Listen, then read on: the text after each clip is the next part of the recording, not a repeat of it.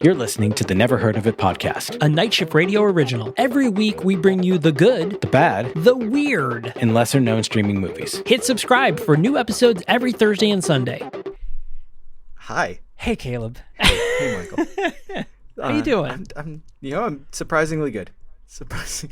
That's good. I mean, I don't know why surprising, but that's good. I mean, yeah. The world's a shitstorm. It's true. It's a little bit chilly in this room, which is why I'm wearing the hoodie. But of course, I have to represent Somnium. Represent Somnium. Yeah. You might notice that I'm not in my usual location. It's a little bit weird. It is. I noticed that. For those of you watching on YouTube, because we're on YouTube, we're doing that now, aren't we? You might not remember the location Caleb was in previously. Just go back and watch some of the old videos. It doesn't look like this. This is, in fact, the wildest fucking hotel room hotel, just in general. I mean, like room, and then hotel, and then like larger structure that I've ever been in my life. I took a spontaneous trip to Tacoma, Washington, to assuage some of my need to do literally anything. I felt like so cooped up, and the little bit of traveling I've done has mostly been either like back to Syracuse, which love to the people there, but I fucking hate it, or to North Carolina, which again fucking hate, don't want to go. I keep like the only travel I've done in the last couple of years has pretty much been to places I don't want to go to. So this was like, if I don't go somewhere now, I'm going to fucking I don't know, probably throw a brick through a window.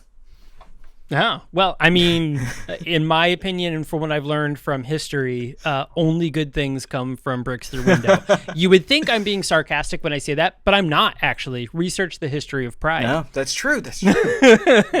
would have been fitting, but I'm glad I didn't do that, because that probably would have gotten me in more trouble than it would have helped. It's true. But anyway, so I'm here, and I looked around for hotels, and I found this place called the McMenamin's Elks Temple, which a friend of mine who lives in this area, who I won't name for their own safety, said when I told them I was staying here, they were like, "Oh shit, that place is rad. I used to break into there when it was an abandoned building." And that's amazing. It's definitely haunted. I was like, "Fuck yes!"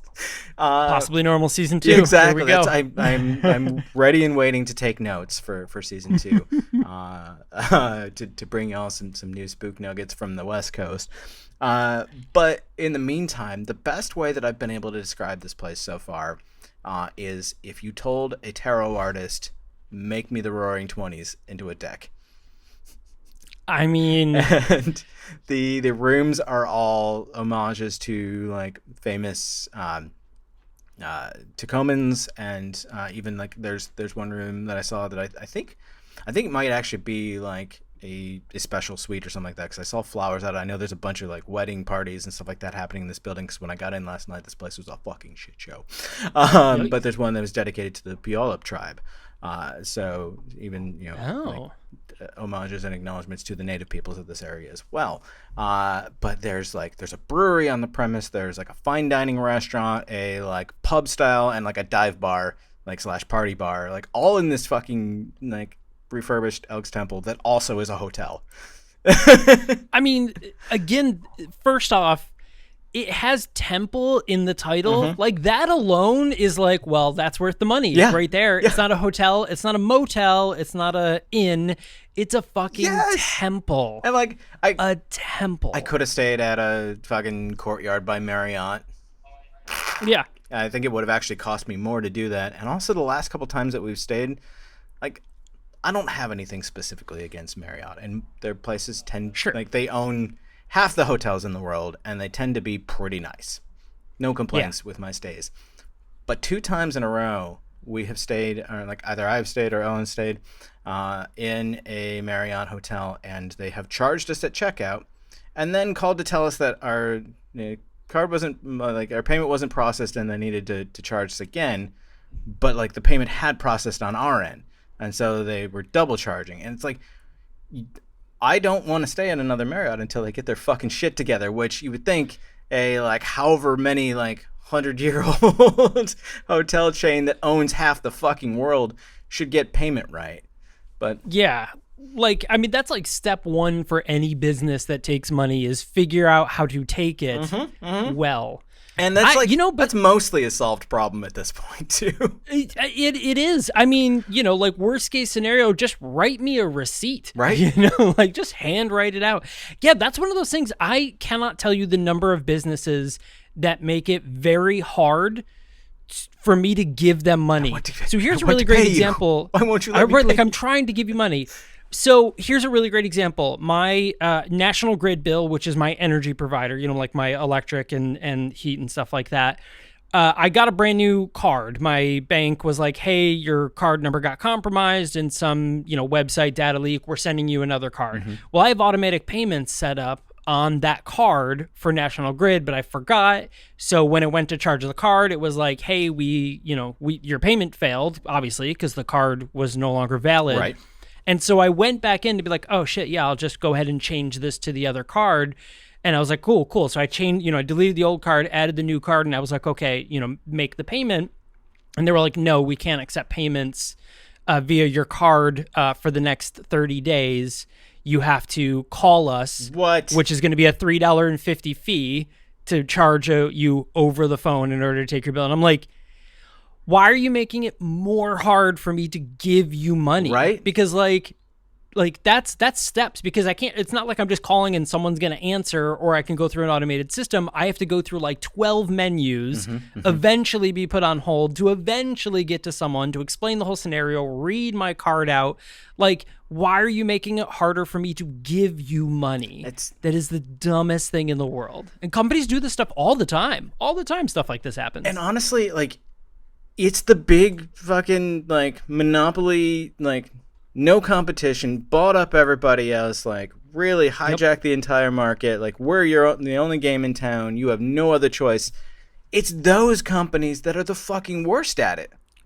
The absolute worst. And I don't understand I know it's just a matter of like they've gotten so big that everything is just folded in on itself and become so convoluted, and there's no way to fix it because it's just been system on top of system on top of system piling up for years and years.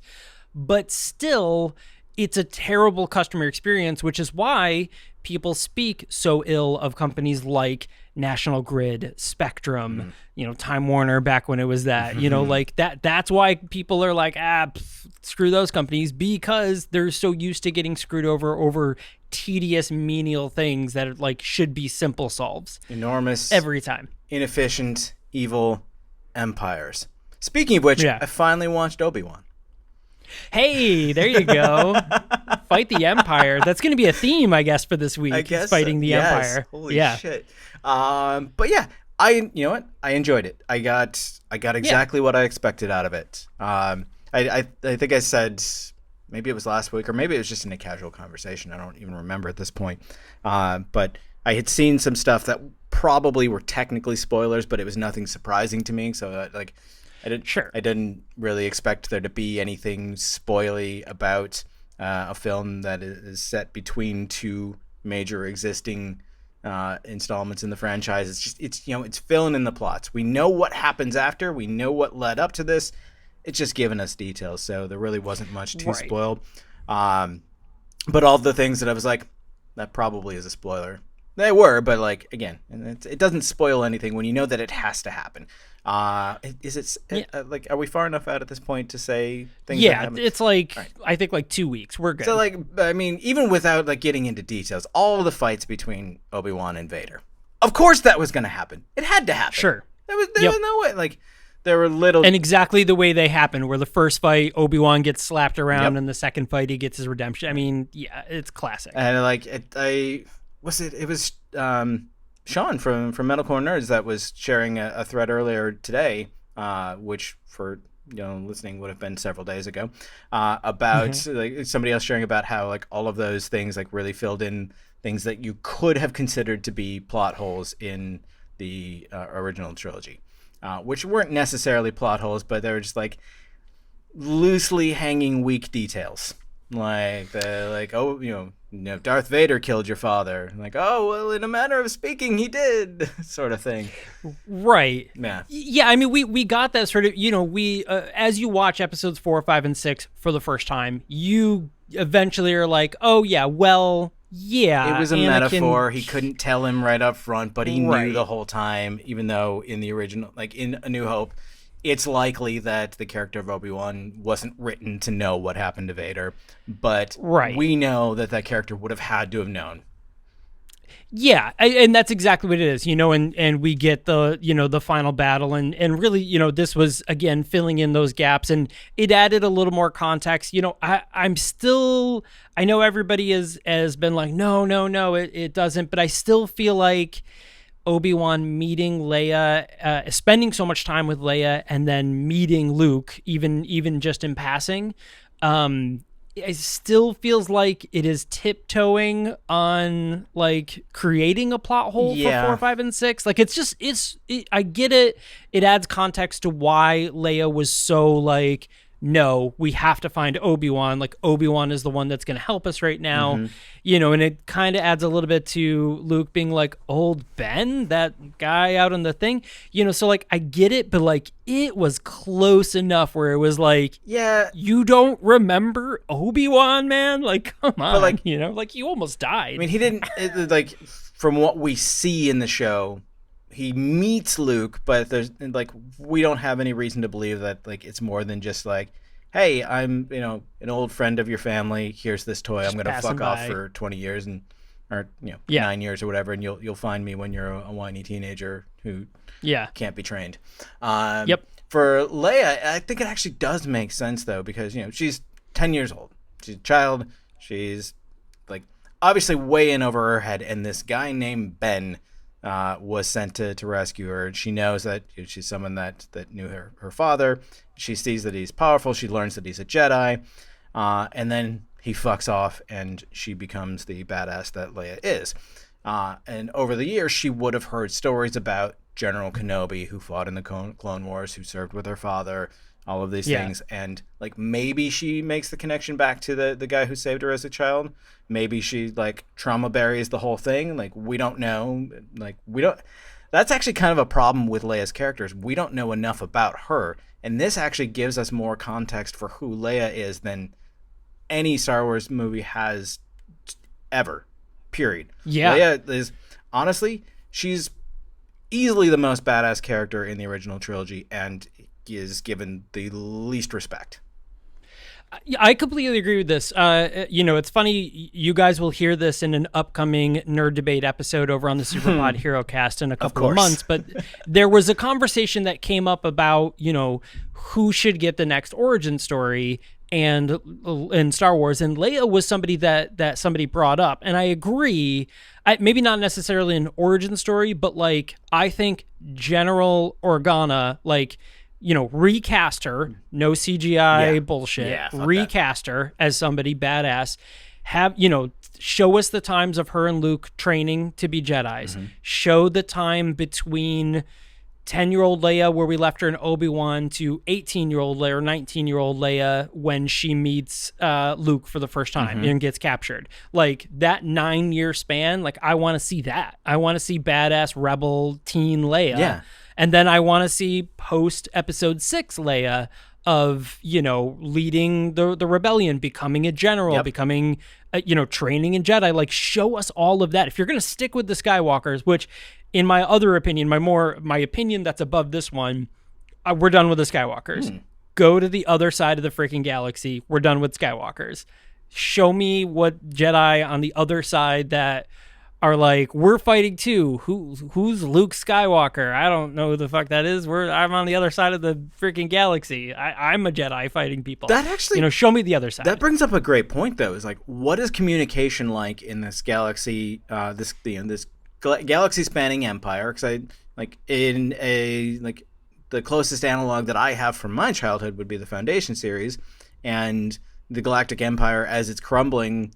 A lot of news becomes more like lore and apocrypha than like actual news. Like the rise of the Foundation is more like, oh, like this kingdom of wizards, and like they're taking over the periphery and like all this stuff. Like nobody really knows what's happening. And I feel like something similar would happen as the Galactic Republic, then Galactic Empire starts to crumble, and you have all of these different factions. like hard communications would have to break down to some extent, and there would be this lore and legend around the Jedi and around the rebellion and all of these different stories happening in this universe. But then, like, how does that impact people who are Force sensitive? Would there, like, is there some sort of like Jedi communications network? And I'm not talking about like, subspace frequencies. I'm talking about like the Force supposedly moves through and connects all of us. Like, can that, like, through the void of space? Like, is there some way that they like have like some understanding of what's happening? Like, do the Jedi on like the opposite side of the galaxy know that the younglings were slaughtered at the temple? Do they know that the Sith have come back? Like, that's a really interesting story to me. Yeah, and to a very, very small degree, The Mandalorian actually somewhat sets this story up in the first season. Fuck you, I refuse to watch it. I know, but in the first season, The Mandalorian, somebody says something to the effect of like, oh, they're a Jedi, and he's like, Jedi? Like, aren't those guys just myths? Like, nobody has really ever seen them, before. And this is a bounty hunter, who is, he's a Mandalorian. He's been all over the galaxy hunting, and this is, again, this is after episode 6 that The Mandalorian takes place. It's after 6, before 7. And he even like, nobody has seen Jedi in 50 years. Like, I half think they're just myths. So like, we kind of get that setup, and it's Luke running around collecting Force sensitive children, to a degree. But there is just that thing. Like, there's just going to be kids, who are Force sensitive, who are just really good at dodging bullets. Yeah. And it just leaves it at that. Maybe they pick up a broom every so often, as we saw in 7 or 8 or whatever, but like, that's the thing. That's what it's going to be. It's just going to be people that just have these latent abilities that never develop further. But even like, and Obi-Wan, the Obi-Wan series goes into this a little bit, but like, even with Order 66, there's no possible way that even this like galaxy spanning empire can find and kill all of them. So like, what happens to them? Basically, what I'm trying to say is that there are like dozens of really good stories that exist somewhere in the Star Wars universe. That just very few of them have made their way to us. Yeah, which Taika Waititi, just announced that his Star Wars film is not going to be about the Skywalker world. He even said like, there's so many other stories out there. There's so many other people. He said there's so many aliens in this galaxy. Yeah. Like, we should be talking about them. So we know that Taika Waititi is not, as of now, unless somebody steps in and is like, he is not going to tell a story about the Skywalkers. And I think that's great. Yeah. I'm really excited for that. So, we'll see. And I know there's tons of books and comic books, but like, the on-screen thing is still, it's still the gold standard, right? It is. Yes, there are tons of great books. There are tons of great comics. If you are a huge Star Wars fan, if you're not already buying the books and buying the comics and supporting all these authors and artists and, watching the Clone Wars cartoons and all that, like, obviously go support those things. But still, like, the on-screen live action is still the gold standard for Star Wars, and it deserves more as it's getting it, but it deserves more. It's funny because until very recently, the written expanded universe was it for people. Like, that was like, if you wanted more of this story, like, that's where it existed. That was it. And even that was like not necessarily canon. And like almost none of it, I think, ended up being canon. But to the diehard fans, like, it didn't fucking matter. Like, I dabbled very little in that. I read the first of the Heir to the Empire trilogy. I actually thought it was a really good story. In fact, I personally was one of the people who was like in agreement that was where I wanted the follow-up trilogy to go. Like, I wanted 7, 8, 9 to be something. It didn't have to be page for page lifted from the story of Mara Jade and Grand Admiral Thrawn or whatever their names are. I think I got those right, actually. Fuck yeah. Good for you, if so. Like, that's a rare feat of memory for me, because it has been probably like 25 years since I read that book. But like, it didn't have to be lifted like word for word from those pages, but that was a really good story that like made a lot of sense for where the universe could go next. Yeah, absolutely. Yeah, I mean, there's a lot of really good, pivoting from, into more comic book stuff. Like, Miss Marvel is now at this point on episode 4. Great show. I just think it's doing so well, and I think it's setting up for her to have her comic accurate powers. And if we didn't get that revealed in episode 4 yet, I mean, possibly spoiler. I think it's going to happen. The very first time she throws the giant fist in a fight, I was cheering out loud. Yeah, you're just like, well, that's it. Yeah, she did it.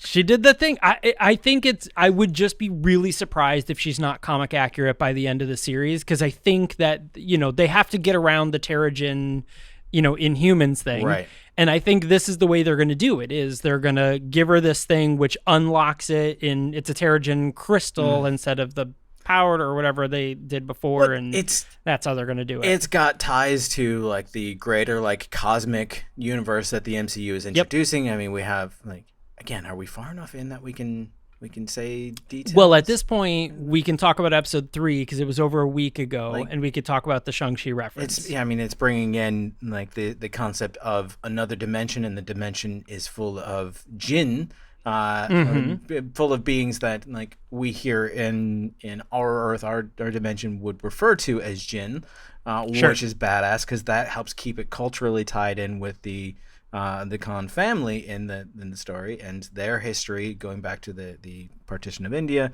and like I love how they're treating these characters. It just makes me so happy, and it just makes every conversation I have about Multiverse of Madness that much more infuriating when I think about what they did to America Chavez. Totally. Yeah. I would really love to see her show up in the last episode, at least. I mean, at this point, like, there's no way she's going to show up anytime earlier, I don't think. But I really would love for her to show up in the last episode just to, like, punch through a dimension and pull the Jinn back or something. I don't know. I just feel like she's got to show up. If we don't get at least, even just a fan service brief on-screen cameo of America and Kate Bishop in this series. Oh, my God. Yolana. Yeah. Yes. I'm gonna fucking revolt. And I just like my dream team is for them to like find a way to like salvage the Laura Kinney character out of Logan, which I say salvage. I mean, that movie was great. Don't get me wrong, but it doesn't really fit with the larger story. So they have to find a way to bring her out of that and make her the badass that she is in the comics.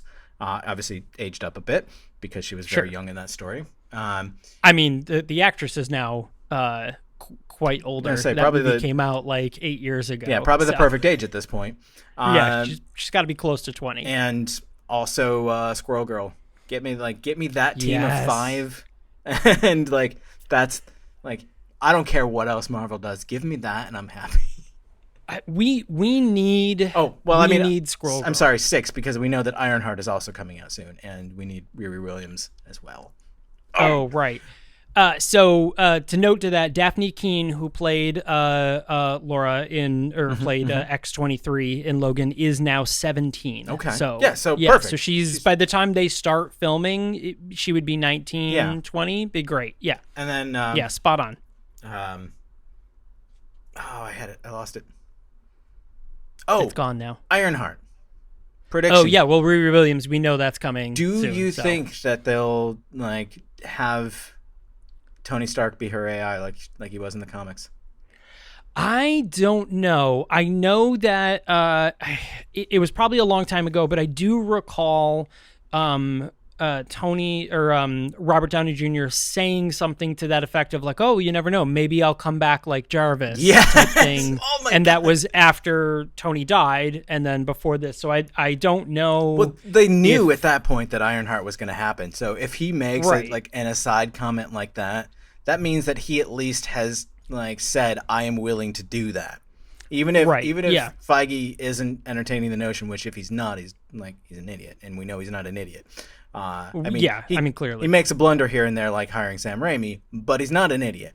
And so if something like that was allowed to so casually slip out from someone so big, then you know they've at least thought about it, and that gives me hope. And that's all we need is. Don't give me hope. Don't give me hope. Oh, man. Hawkeye. Speaking of hope, we've got a brand new episode coming out this Sunday, and we're going to do... Listen, I know this is kind of like a spoiler of what we do, but this is probably the coolest freaking movie we have ever watched. Hands down. I like ridiculous. So we are watching RRR. The Indian action film is available currently streaming on Netflix in the US. I would imagine it's probably a lot of other places in the country or in the world. But Netflix in the US, RRR, it's a 3-hour movie, so be prepared. So if you're the type of person that watches movies before you listen to our episode, it is a 3-hour long movie. Mm-hmm. It is worth every minute. Oh my God.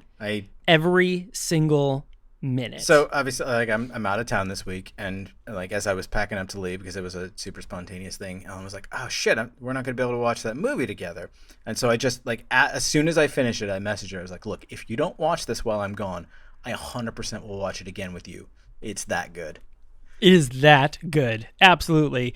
So for those of you watching on YouTube, find us over on your podcast player of choice, the Never Heard of It podcast. We're on all of them. Mm-hmm, You can find us everywhere. And for those of you listening on your podcast player of choice, hey, don't forget to hit subscribe. I guess this goes for the YouTube people as well. Don't forget to hit subscribe so you get notified whenever brand new episodes drop. And as always, share with 100,000 of your closest friends. It's the least you can do, and we believe in you. We know that you do more than the minimum. It's true. It's true. We have that faith in you. All right. Thanks a lot for joining us, everyone, and we will see you next time.